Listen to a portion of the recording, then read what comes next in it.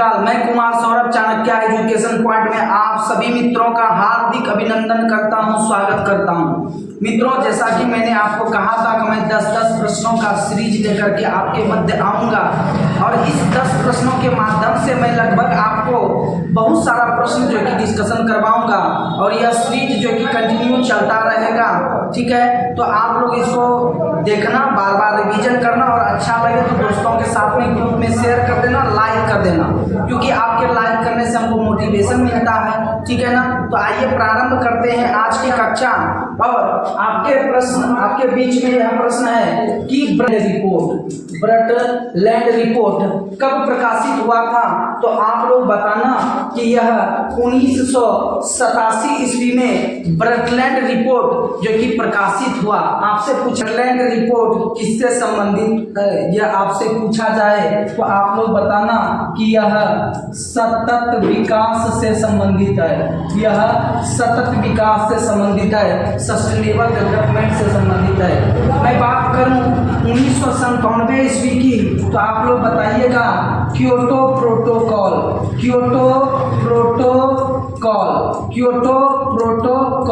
और यह Kyoto protocol 1997 ईस्वी में आया था। यह किससे संबंधित है? तो यह ग्रीन हाउस गैस से संबंधित है। ठीक है, आपसे पूछे कि ग्रीन हाउस गैस कौन कौन सा है तो आप लोग बताना कि ग्रीन हाउस गैस कौन कौन सा है। तो आप लोग बताना कार्बन डाइऑक्साइड सबसे ज्यादा प्रतिशत, उसके बाद बताना मीथेन, उसके बाद बताना नाइट्रस ऑक्साइड, उसके बाद बताना जलवाष्प। यह सभी जो है कि ग्रीन हाउस गैसों की भांति कार्य करता है। आपसे मैं बात करूं कि 2002 ईस्वी का तो आपको पता होगा कि भारतीय ध्वज संहिता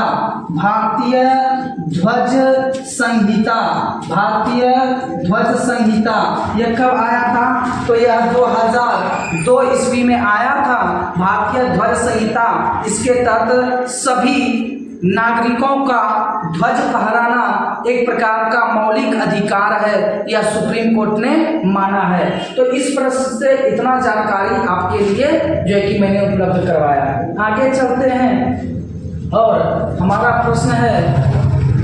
अगला हमारा प्रश्न है कि सेल्वास घास का मैदान कहाँ पाया जाता है? तो आप लोग बताना कि सेल्वास घास का मैदान दक्षिण अमेरिका में पाया जाता है। सेल्वास घास का मैदान। अच्छा, वहीं पे आपसे और पूछे तो आप लोग बताना पंपास ये कहाँ पाया जाता है? तो पंपास ये पाया जाता है अर्जेंटीना। अच्छा, कंपोज यह पाया जाता है ब्राजील। अच्छा, सवाना घास का मैदान यह पाया जाता है अफ्रीका में। अच्छा, स्टेपी यह पाया जाता है एशिया में। ठीक है ना, तो आप लोग यह जो कि याद रखिएगा। अच्छा, उत्तरी अमेरिका में कौन सा पाया जाता है? तो उत्तरी अमेरिका में प्लेयरी पाया जाता है। ठीक है, तो इतना घास का मैदान आप लोग जो कि याद रखिएगा। वहीं आपसे पूछे डाउन्स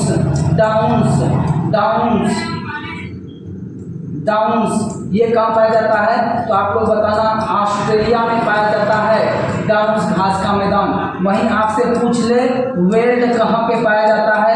तो यह भी पाया जाता है दक्षिण अफ्रीका में पाया जाता है वेल्ड। तो यहाँ से आप लोग इतनी जानकारी जो है कि याद रखिएगा। ठीक है ना, आगे चलते हैं और अगला हमारा जो है कि प्रश्न है कि सिडबी इसको बोलते हैं स्मॉल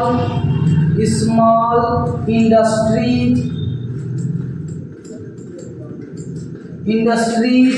डेवलपमेंट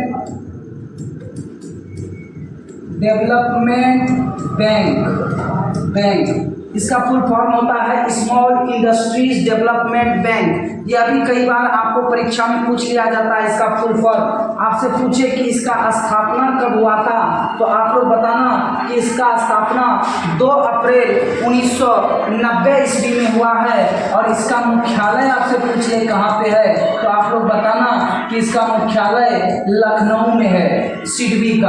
आगे हम बात करें 1 अप्रैल 1935 ईस्वी को, तो इस दिन RBI reserve bank of India की स्थापना हुई थी। 1 अप्रैल 1935 ईस्वी को आरबीआई का स्थापना हुआ था। अगला हम बात करें 2 अक्टूबर 1975 ईस्वी, तो 2 अक्टूबर 1975 ईस्वी को स्थापना हुआ था। ये जो कि ग्रामीण बैंक का स्थापना हुआ था 2 अक्टूबर 1975 ईस्वी में ग्रामीण बैंक का स्थापना हुआ था। बात करें 1 फरवरी 1984 ईस्वी को, तो इस दिन स्थापना हुआ था यूटीआई का, और इसको बोलते हैं unit trust of India. Unit trust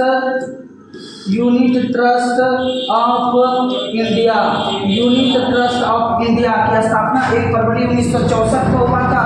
और इसका मुख्यालय पूछ ले आपसे कहाँ पर है, तो आप लोग बताइएगा कि इसका मुख्यालय मुंबई में, इसका मुख्यालय मुंबई में। तो यहाँ से इतनी जानकारी आपके लिए जो है कि उपलब्ध हुआ। आगे चलते हैं और हमारा अगला प्रश्न क्या है। हमारा अगला प्रश्न है कि जीएसटी सबसे पहले कहाँ लागू हुआ। जीएसटी सबसे पहले कहाँ लागू हुआ, तो मैं आपको बता दूं कि जीएसटी सबसे पहले फ्रांस में लागू हुआ।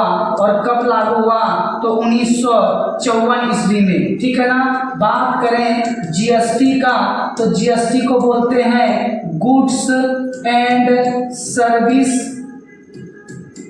Services tax. इसको बोलते हैं माल एवं सेवा कर। माल एवं सेवा कर भारत में कब लागू हुआ, तो 1 जुलाई 2017 से भारत में लागू है।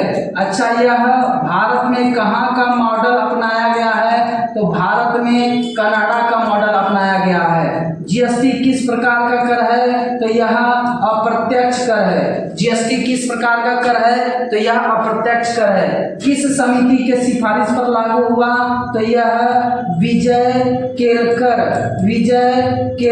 समिति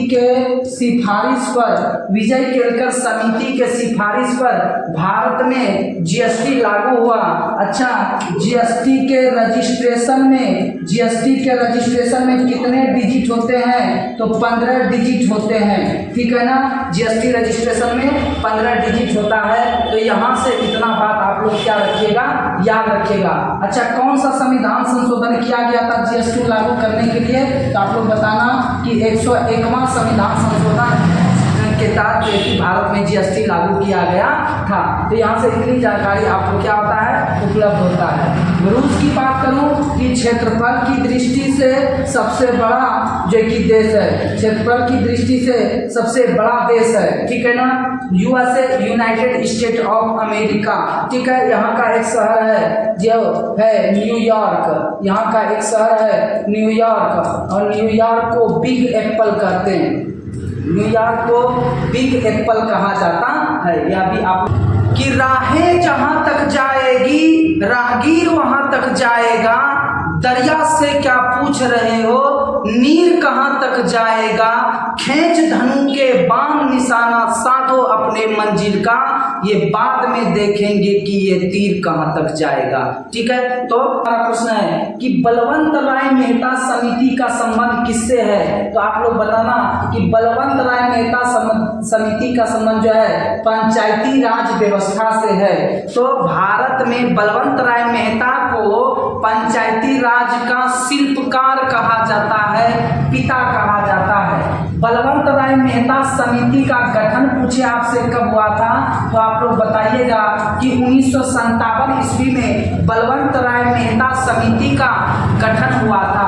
अच्छा, आपसे पूछा जाए कि भारत में सबसे पहले पंचायती राज का गठन कहाँ हुआ और कब हुआ, तो बताना 2 अक्टूबर 1959 ईस्वी को नागौर राजस्थान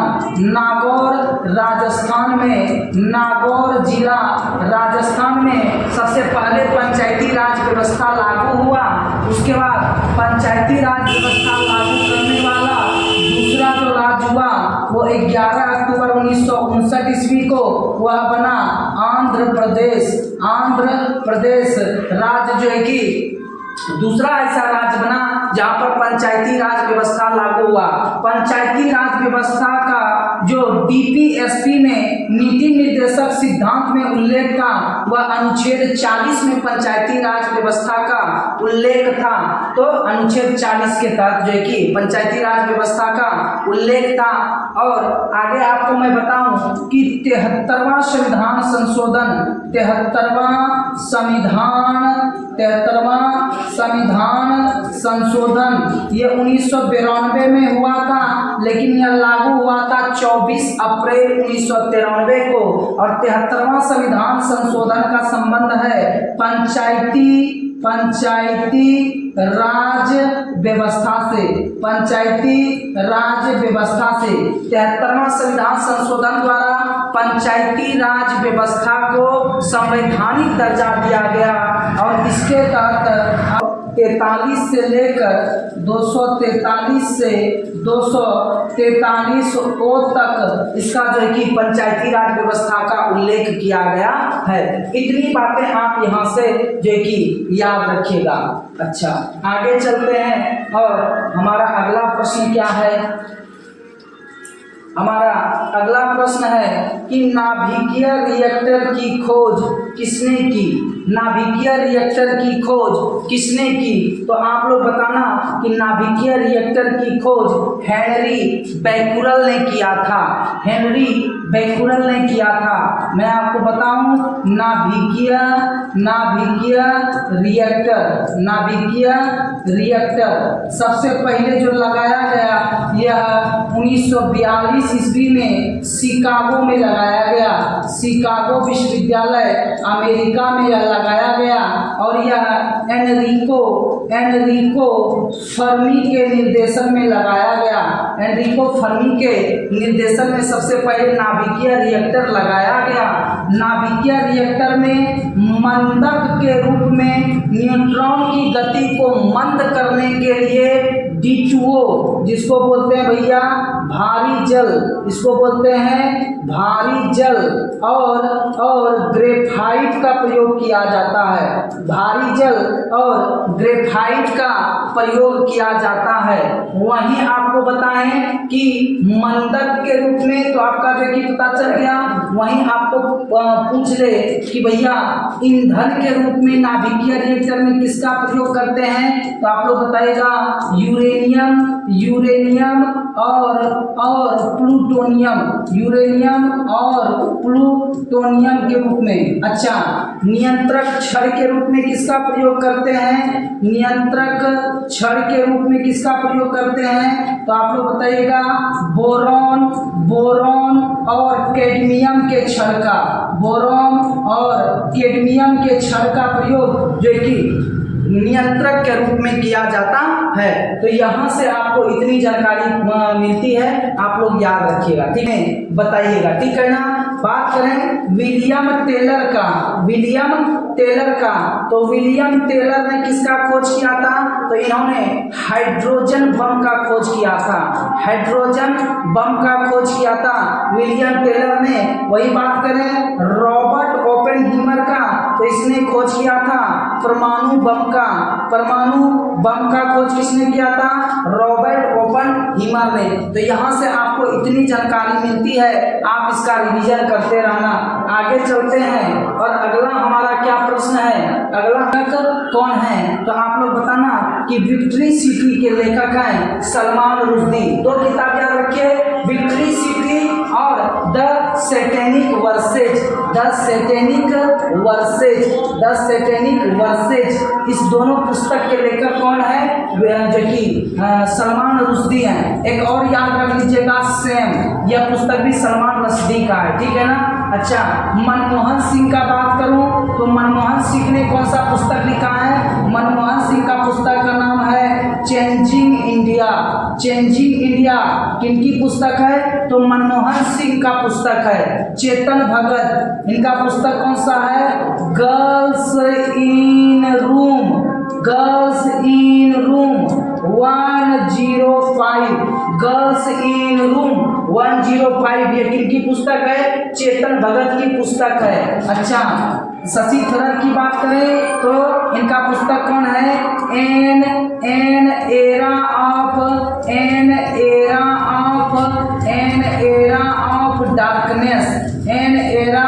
डार्कनेस। और एक और पुस्तक का नाम रखिएगा, अंबेडकर ए लाइफ। ये दोनों पुस्तक किसका है? शशि थरूर का है। तो यहाँ से आपको इतनी जानकारी मिलती है। आगे चलते हैं। अगला हमारा प्रश्न है कि अंतर्राष्ट्रीय महिला दिवस कब मनाया जाता है? अंतर्राष्ट्रीय महिला दिवस 8 मार्च को मनाया जाता है। आप लोग यह याद रखिएगा, अंतर्राष्ट्रीय महिला दिवस 8 मार्च को मनाते हैं। 27 सितंबर को क्या मनाते हैं? तो विश्व पर्यटन दिवस मनाते हैं। विश्व पर्यटन दिवस मनाते हैं। अच्छा, 24 अक्टूबर को क्या मनाते हैं? तो संयुक्त राष्ट्र स्थापना दिवस जो कि मनाते हैं 24 अक्टूबर को, क्योंकि 24 अक्टूबर 1945 ईस्वी को संयुक्त राष्ट्र संघ यूएनओ की स्थापना हुई थी। वही बात करें 10 फरवरी को, तो 10 फरवरी को मनाते हैं विश्व दाल दिवस, वर्ल्ड पल्स डे, जो कि 10 फरवरी को मनाते हैं। तो यहाँ से आप लोग याद रखिएगा, ठीक है। आगे चलते हैं। तो 5 अक्टूबर आप लोग याद रखिएगा, अंतर्राष्ट्रीय डॉल्फिन दिवस 5 अक्टूबर, यह भी याद रखिएगा। आगे चलते हैं। और अगला हमारा प्रश्न क्या है? हमारा अगला प्रश्न है कि एंथूरियम महोत्सव कहाँ मनाया जाता है? एंथूरियम महोत्सव कहाँ मनाया जाता है? तो ये मनाया जाता है मिजोरम। और मिजोरम से एक और याद रखिएगा, चापचरकूट महोत्सव, यह भी आपसे पूछा जाता है। चापचरकूट महोत्सव भी कहाँ पे मनाया जाता है? तो यह भी मिजोरम में मनाया जाता है। अरुणाचल प्रदेश में बात करूं तो तोरग्या महोत्सव, चेचिन ग्रेजिंग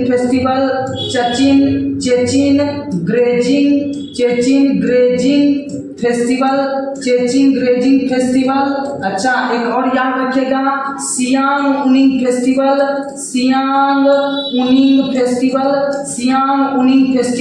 यह सब मनाया जाता है अरुणाचल प्रदेश। सिक्किम की बात करूं तो भूमचू उत्सव और एक लोसांग त्योहार, ये दोनों कहाँ पे मनाया जाता है भैया? तो यह सिक्किम में मनाया जाता है। आगे बात करें पश्चिम बंगाल, तो अभी हाल ही में मतुआ धर्म महामेला, पश्चिम बंगाल। आपसे पूछे पश्चिम बंगाल तो आप लोग बताना, मतुआ धर्म महामेला, यह भी कहाँ पे मनाया जाता है? तो यह भी पश्चिम बंगाल में मनाया जाता है। यहाँ से इतनी जानकारी आपको मिलती है। आगे चलते हैं। डायस होता है तो प्रतिरोध, अर्धचालक का प्रतिरोध ताप बढ़ाने पर घटता है, और अर्धचालक का चालकता क्या होता है? बढ़ता है। अर्धचालक का चालकता क्या हो जाता है? बढ़ जाता है। वहीं बात करें चालक का, चालक उसे कहते हैं जिससे होकर विद्युत धारा आसानी से जो कि क्या हो सके? प्रवाहित हो सके, उसको चालक कहते हैं, ठीक है ना। तो चालक का ताप बढ़ाने पर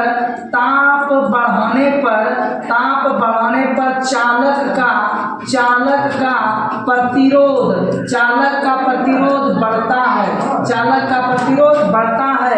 और जब प्रतिरोध बढ़ेगा तो चालकता क्या हो जाएगा? घटता है। और प्रतिरोध जो कि अर्धचालक का प्रतिरोध ताप बढ़ाने पर घटता है और चालकता बढ़ता है, वहीं चालक का प्रतिरोध ताप बढ़ाने पर जो कि बढ़ता है, और जब प्रतिरोध बढ़ेगा तो उसका चालकता क्या हो जाएगा? घट जाएगा। तो मित्रों यह हमारा जो कि 10 महत्वपूर्ण जो कि प्रश्न था। हमें उम्मीद है कि आप लोग रिवीजन करिएगा और अच्छा लगेगा तो लाइक कर दीजिएगा और दोस्तों के साथ में क्या कर दीजिएगा, शेयर कर दीजिएगा। ठीक है ना। हम लोग मिलेंगे नेक्स्ट वीडियो में। जय हिंद, जय भारत। रहे तिरंगा आंखों में, मां भारती का सम्मान होना चाहिए। स्वतंत्र भारत में गणतंत्र का सम्मान होना चाहिए। रहो किसी वतन किसी मजहब में आप, लेकिन दिल में सबसे ऊपर हिंदुस्तान होना चाहिए। जय हिंद, जय भारत।